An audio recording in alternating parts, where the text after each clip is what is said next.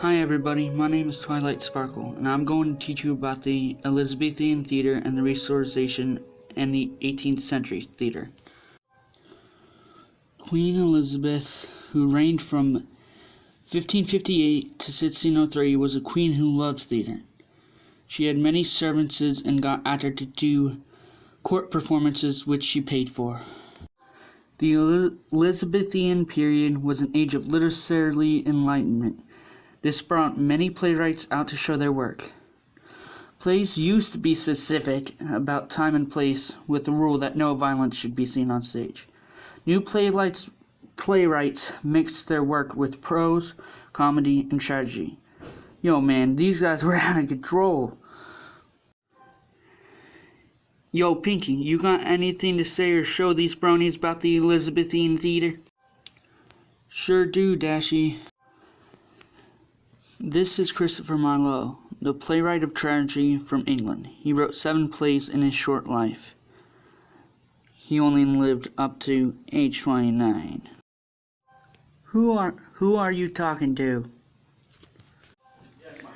I am talking to the bronies about the Elizabethan Theater. Trixie wants the spotlight. Well, why don't you tell him about Ben Jonson then? The great and powerful Trixie will. Ben Jonson was a classic writer, and he entertained King James I. King James I was my kind of guy because he liked to put on big shows. Ben was known for masques, which were great extravaganzas of song, dance, and recitation.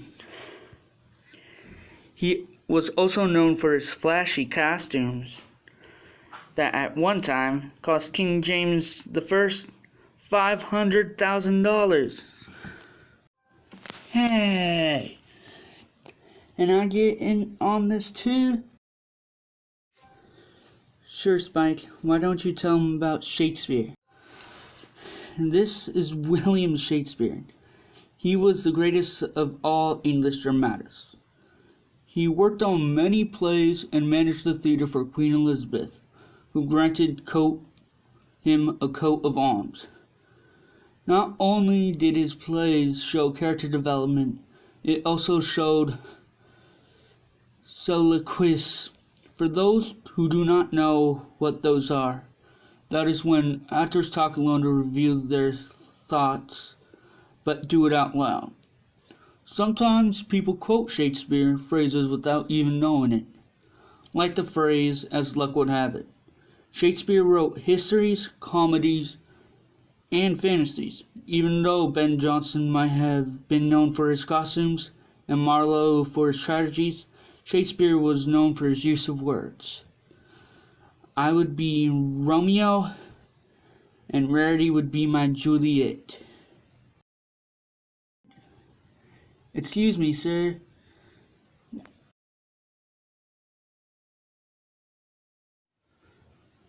The Elizabethan Theater were built in shape of O's or octagons. The reason they did this was so sound could project more. Theaters were made out of wood. They were typically 2 to 3 tiers, but the one we are showing has only 1 tier. The roofs of the theaters were thatched. This means they used dry vegetation like straw. One side of the stage served as an acting area with large trapdoors and was elevated 4 to 6 feet that extended into the audience area. Each theater was also had a discovery space which was used for small interior settings. A discovery place was used for William Shakespeare's play, Romeo and Juliet, as Juliet's burial place. The doors at the back of the stage led to the backstage area where actors could change costumes for their next scene. The second tier could be used as another acting space.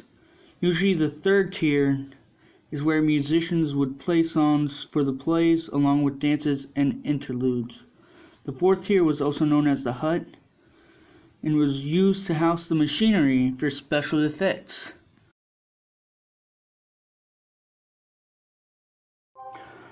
All types of people traveled to see these plays. The groundlings, who were tradespeople, soldiers, apprentices, and also servants, paid a penny, and they stood on the ground around the acting platform in what they call the pit. Kings and queens paid more to sit in the gallery. Sometimes rich people might even occupy a portion of the stage. I really love how the peddlers as well as farmers sold oranges and nuts that were mostly eaten and sometimes thrown by the audience. There was no scenery, so audience members had to use their imagination. In 1613, during William Shakespeare's Henry V play, a cannon was shot and the thatched roof caught on fire. The theater burnt down. The Globe Theater was rebuilt by June of 1614. Costumes were donated, and this made them not historically accurate. Mostly actors were men with boys, also playing the roles of women because their voices had not yet changed.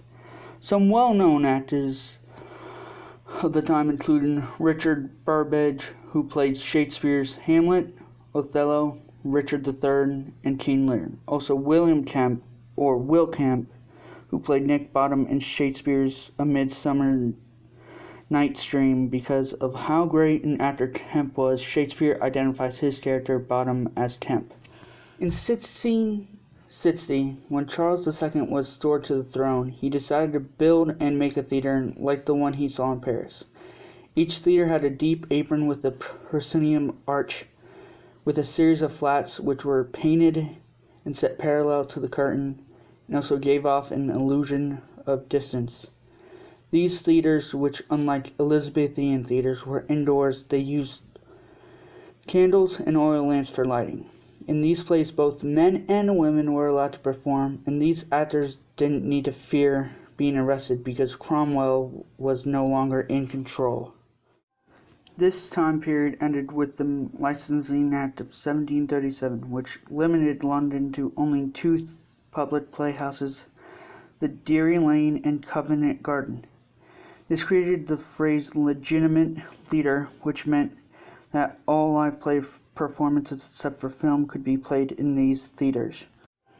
Later in the century, Oliver Goldsmith and Richard Brinsley Sheridan pleased the strict licensing board from the Licensing Act and were able to bring their plays to the stage because their plays were not offensive.